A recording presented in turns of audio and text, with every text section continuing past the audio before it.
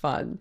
So now looking back at 2022, right? I mean, we're in 2023 now. So what was the most surprising bit of research that came your across your desk, or what made you go, wow, this is really amazing, The and really kind of Probably the stopped you in your study that tracks? I found the most surprising and that also affected me personally the most was a Mm-hmm. study looking at this concept of being an active couch potato, which basically the scientists define as someone who gets their 30 minutes of exercise as the guidelines call for, and then sits the entire Mm-hmm. rest of the day. And what they found was the effects of the sitting were so strong, they almost undid the benefits of the exercise. So it was a really good reminder for me because I write about exercise by sitting in my chair all day. It was a really good Right. reminder that good health is not just about getting your exercise, it's also about just moving more. Getting up every half an hour Moving or so, more. get your exercise Mm-hmm. snack. That the really great thing about exercise snacking is not just that it's exercise, it's also breaking up your sitting. And it does look like for really good health, we need to not be sitting a lot. And so that was Yeah. probably the sort of the study that sort of hit me in the head the most, reminded me Mm-hmm. to Mm-hmm. do And the that you've things that really I, applied to your own life yes, in a very I big way, it am, sounds like.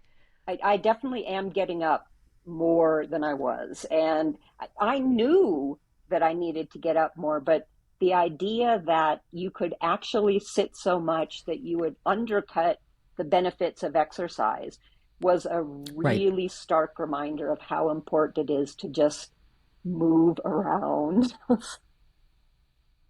Yeah, I mean, we're all guilty of that. I too, I mean, I'm a writer also, and I sit at my desk and, and hours can go by sometimes, and I Mhm. realize I haven't really moved. It's a good thing I have a dog that needs to be walked several times a day. But, for the most part, though, I really have taken all of this to heart, and I really do move around throughout the day. I do. I mean, I really do, do what I tell everybody else that they should be doing I, as I'm best as I can.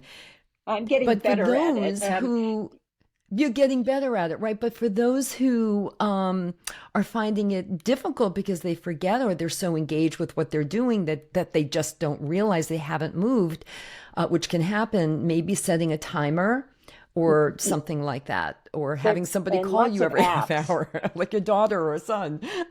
There are lots of apps you can download now for your phone, your computer, anything that will remind you every half an hour or so that, hey, it's time to get up. Mm-hmm. And I actually have Mm-hmm. set Mm-hmm. I one of love those how apps on this my phone. kind of ties back to, yeah, and great. It's wonderful. And it's really great how all of this ties back to what we were saying earlier with column number one, Hmm. about strength training, column number two that we talked about the exercise snacks. I mean, it all just makes so much sense. We can do this, everyone. Like, this is not complicated. Right, It's Gretchen? all really easy, in fact, and doesn't require a lot of effort. It doesn't require sweat.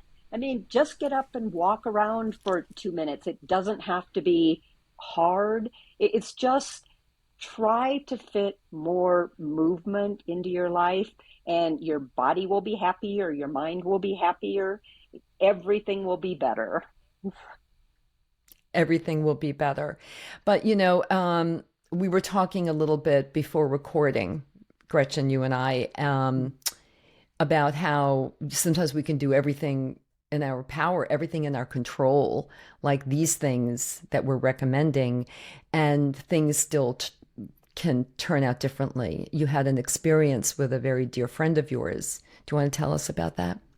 Yes, this was probably the other thing related to exercise and health that hit me hardest in 2022 was a very dear friend of mine who was very fit and not that old, and we ran half marathons together.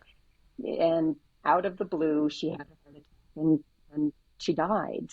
She passed away very quickly, and it was a really, obviously, it was totally gut wrenching, and it was also a really good reminder that exercise for and fitness, for all it's incredibly good for you, it doesn't make you immortal. It doesn't protect you from everything. And it doesn't mean that you can ignore the signals from your own body. And many women do. I'm going to go get Mm-hmm. a calcium score, which I've never gotten. I've never worried about it. Mm-hmm. My husband is now insisting. If I had symptoms such as shortness of breath that was new, pain in anywhere. I spoke with cardiologists because I did write about this. If you have pain anywhere Right. above your belly button that is new, go see someone. Don't assume that it's nothing. Don't think that because you're a woman and a mother and a caretaker that you should ignore what's going on inside of you. Go have it checked. And it doesn't matter how fit you are, it doesn't matter if you run marathons. If something is wrong and you can feel something is different, go have it checked. Please go have it checked. Thank you so much for that. And, this is a reality for so many women. We do tend to ignore signals that maybe our body is sending to us, thinking, oh, it'll go away, because we also put everybody else before ourselves very often throughout our lives. And this is also true of as women go through menopause and estrogen levels drop, and then that really can create changes to the heart. We've covered this, Gretchen, many, many times on GRUFFtalk with various medical experts as a way to get that message out to women, because for the most part, the GRUFFtalk audience are women in midlife and beyond. And it's just so important. Listen to your body. Like Gretchen, you're getting a check that you didn't think you needed to have I ever. really, And here you are getting it. And that's really wise.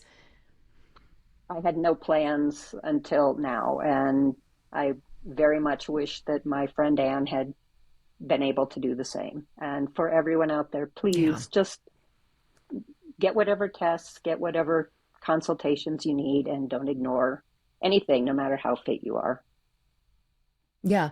And one other thing I also always like to encourage people to do is to reassess. Everything every couple of years, because what was working for you maybe 5 years ago may not be working for you anymore. I know Mm, that's especially true as you get older. So I know I do that on a regular basis. I really reassess what I'm eating, how I'm sleeping, and if something isn't right, certainly how I'm working out. Like I've added, for example, added in more strength training in the last few yes. Mhm. years for all the reasons that we've just been talking about. And if something doesn't feel right, I do make sure that I have it checked with my doctor. For example, when I went through menopause, I was having heart palpitations, very, very common. So I had it checked out. As it turned out, it was really a very common symptom. But who knew? I Right. wouldn't have known had I not had it checked out. So thank you, Gretchen, for that message.